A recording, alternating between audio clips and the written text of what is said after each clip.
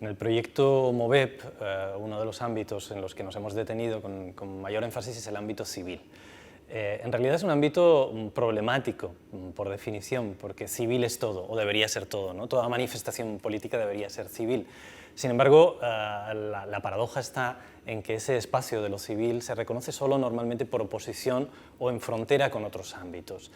Cuando hablamos de las formas representativas de lo civil, estamos pensando en determinado tipo de motivos que pueden ser desde la lucha colectiva contra un dictador que acaba cristalizando, por ejemplo, en el derrumbe de una estatua que es el emblema, digamos, del final de un régimen, o el linchamiento directamente, es el caso de las imágenes de Gaddafi, que tuvieron una difusión viral verdaderamente asombrosa y que plantean problemas éticos justamente de representación, es decir, el cadáver, sea del dictador o el cadáver de la persona sucumbiendo ante una represión, es una forma de representación civil, obviamente, pero también pueden ser las formas colectivas de resistencia frente a desahucios, las formas colectivas, por ejemplo, de plataformas como la plataforma de los afectados por la hipoteca, Occupy Wall Street, 15M, etcétera, ¿no? Con frecuencia se dice que de algún modo la máxima encarnación del poder civil es la toma del espacio público, ¿no? Pero eso es extremadamente delicado, porque de algún modo nos lleva hacia cuestiones que tienen que ver casi con la propia historia del cine, ¿no? Cuando hablamos de la huelga, por ejemplo, o de la ocupación del espacio público, existen referentes pictóricos numerosos en el siglo XIX. Hay un gran escritor que es Peter Weiss, que en su Estética de la Resistencia verdaderamente hace una colección de todas estas formas de resistencia del pueblo frente a un poder represor, ¿no? Y de la lucha por los derechos civiles y la lucha por los derechos del trabajador. Sin embargo, en la historia del cine, la primera imagen que tenemos del trabajador irrumpiendo en el espacio público, que es la salida de la fábrica de los obreros de los Lumière, que es una pieza muy conocida sobre la cual han trabajado después otros muchos cineastas, elaborándola, dándole vueltas, entendiendo esa primera ocupación del espacio público. Es el caso de Harun Farocki, ¿no? Del cineasta Harun Farocki, con sus piezas al respecto de esta primera imagen. Hay que pensar que el conjunto de los trabajadores que aparecen allí estaban esperando una señal del patrón para ocupar el espacio público. Eso ya nos da la medida de la paradoja de qué consiste la ocupación del espacio público. El espacio público en realidad no debería poderse ocupar sencillamente y simplemente porque es público, ¿no? Debería poderse simplemente llenar, ¿no?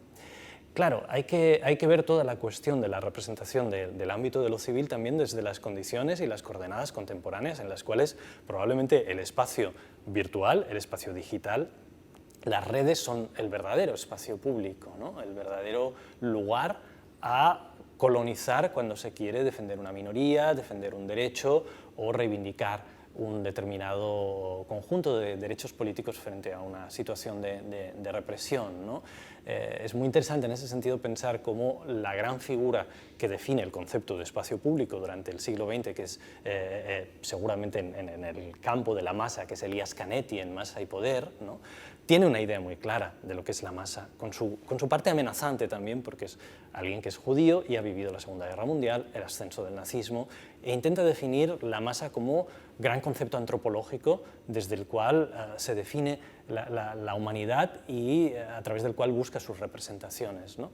En la actualidad hay teóricos de la masa como Paolo Virno que nos dicen que ya no podemos hablar de masa, tenemos que hablar de multitud, de muchedumbre, de otro tipo de conceptos, porque efectivamente la ocupación del espacio público puede ser muchas cosas desde el punto de vista de quien lo defina, ¿no? Puede ser desde un tumulto, un asalto, pensemos por ejemplo en la toma del Capitolio, es una ocupación del espacio público. Ahora, ¿estaríamos todos de acuerdo en que es una reivindicación de derechos plurales, etcétera? Probablemente no, y en muchos sentidos es el ataque contra un símbolo precisamente de la democracia, ¿no? Entonces ese espacio del ámbito civil se define en función, como digo, de coordenadas que a veces son un tanto problemáticas, ¿no? Aquí me parece que es esencial entender que uno de nuestros elementos guía ha sido, a partir de ese autor matricial que nos ha servido en la investigación, que es Avi Warburg, uno de los autores que más han recuperado toda su teoría y la han readaptado a la actualidad, que es Georges Didier Bergman. Georges Didier Bergman lo que hace, sobre todo en sus últimos libros, es hablar del concepto pueblo, un concepto verdaderamente complicado, que puede ser problemático, que puede tener un sentido muy determinado, por ejemplo, en el ámbito francés, porque tienen algo como la Revolución Francesa en su historia, y puede ser especialmente delicado en el caso español, ¿no? De hecho, por ejemplo, cuando Georges Didier Huberman quiso adaptar una de sus exposiciones, Soulèvement, que la trajo a Barcelona, al Museo Nacional d'Art de Cataluña, su intención era poner inicialmente el título Alzamientos, que obviamente en el caso español invoca cualquier cosa menos la democracia, es decir, justamente el atentado contra la República y todo lo que desencadenó la guerra civil, es decir, el franquismo, ¿no? El título finalmente elegido fue Insurrecciones, ¿no? Porque la idea en estos últimos libros de Georges Didier Huberman es examinar la lucha y la autoexposición colectiva.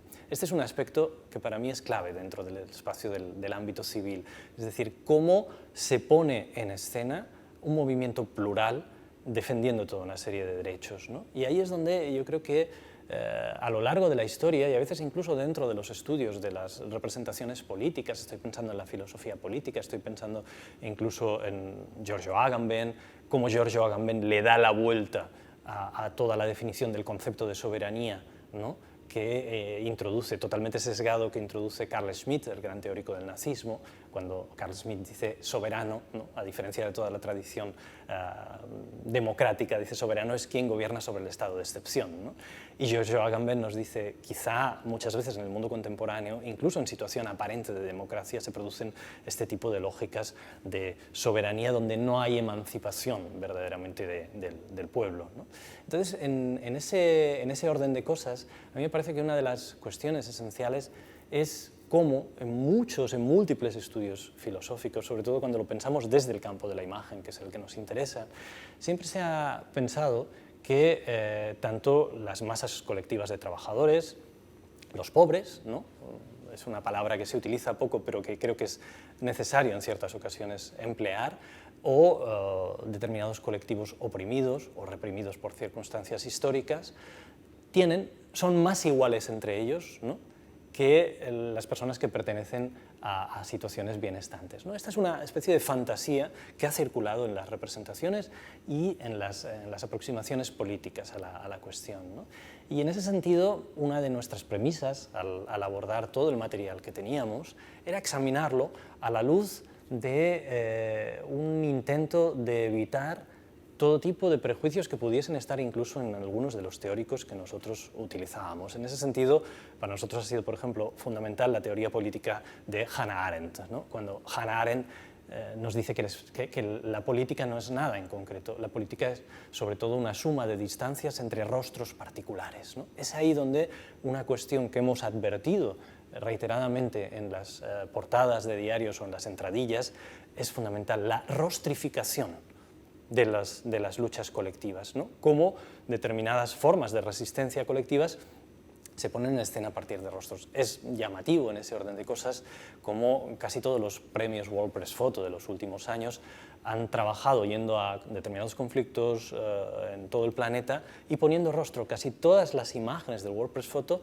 tienen dos características. Una, o reproducen algún motivo visual que, por ejemplo, es la pietà, es el más frecuente, sin lugar a dudas, dentro de los conflictos bélicos y de los desastres naturales, y dos, poner rostro a la singularidad del sufrimiento. Una de las premisas de Didier Huberman en su estudio precisamente sobre cómo se autorrepresentan los pueblos es esa, es decir, cómo se expone el sufrimiento, el padecimiento colectivo, no ya únicamente como un sufrimiento singular, sino como un elemento emancipador, ¿no? De algún modo, creo que en ese orden de cosas ha presidido nuestra atención hacia este ámbito la idea de que la exposición de la emoción, esto es algo que teóricas como Judith Butler sostienen, es precisamente la única forma de conciencia posible. No hay una separación posible entre conciencia y emoción, que hace que con frecuencia el poder político se ha mostrado con formas de emocionalidad muy controladas, mientras que las formas del espacio civil a menudo puedan tener esas lógicas más dislocadas o desbocadas de representación emocional.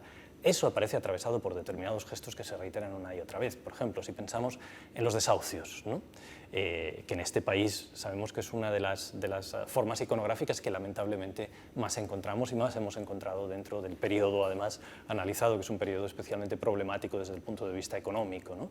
En ese ámbito de los desahucios podemos encontrar gestos que pertenecen a la historia de Occidente y más allá, ¿no? Las primeras representaciones gestuales de dominación que aparecían, por ejemplo, en la paleta de Narmer, que es una paleta votiva egipcia 31 siglos antes de Cristo, ¿no? Prácticamente nos darían exactamente la misma clave representacional, las mismas posturas de las cargas policiales contra las personas de plataforma contra las hipotecas, contra los desahucios por hipotecas, oponiéndose a determinados desahucios, ¿no? El gesto es exactamente el mismo, que se ha transmitido sin solución de continuidad, ¿no? Es muy interesante cómo esos gestos que podríamos llamar de negatividad, es decir, gestos violentos, se transmiten a lo largo del tiempo. Si nos vamos al friso del altar de Pérgamo, que está en Berlín, como sabemos, y vemos la lucha entre lapitas y centauros, aparece expuesta con esas mismas lógicas de dominación. Cómo esa forma de exposición de las imágenes encaja en un mundo donde las lógicas de dominación ya no son representadas en negativo. Pensemos, por ejemplo, esto es algo que nos ha gustado hacer durante el proyecto, pensemos en series televisivas contemporáneas, pensemos en una serie como Black Mirror, ¿no? Toda la idea, la lógica del control, la represión, la reducción de libertades civiles aparece representada en Black Mirror bajo el signo de la positividad, es decir, bajo el signo del consentimiento. Hay un episodio de Black Mirror que es Nosedive, donde todo funciona a partir de la lógica del like, ¿no? Y cómo consentimos toda una serie de reducción de nuestro propio espacio político, ¿no? Esa idea, que ahí aparece concentrada, es frecuente en nuestra sociedad. Cuando una imagen rompe esa lógica de positividad, es cuando irrumpe en el espacio de lo público y, sobre todo, cuando una imagen de ese tipo, cuando una imagen civil lo hace, es siempre bajo estos signos, bajo estas transmisiones gestuales. Dentro de las portadas, dentro de las entradillas, ¿no?, de los diferentes medios informativos, hemos visto esto. Sin embargo, rara vez se ha pasado al otro lado. Cómo viven las personas que están a punto de ser desahuciadas, cómo es ese momento tan brutal, ¿no?, dentro del espacio doméstico. Ahí es donde irrumpen, y hemos querido, digamos, nuestro atlas central, complementarlo con formas que nos permitían examinar todo eso. Ahí es donde irrumpe el trabajo, por ejemplo, de las fotoreporteras y fotoreporteros, que en este país son verdaderamente figuras destacadísimas. Estoy pensando, por ejemplo, en el trabajo de Olmo Calvo o de Samuel Aranda sobre el interior de las casas antes de los desahucios, ¿no? Ahí vemos la contrapartida de esas imágenes, ¿no?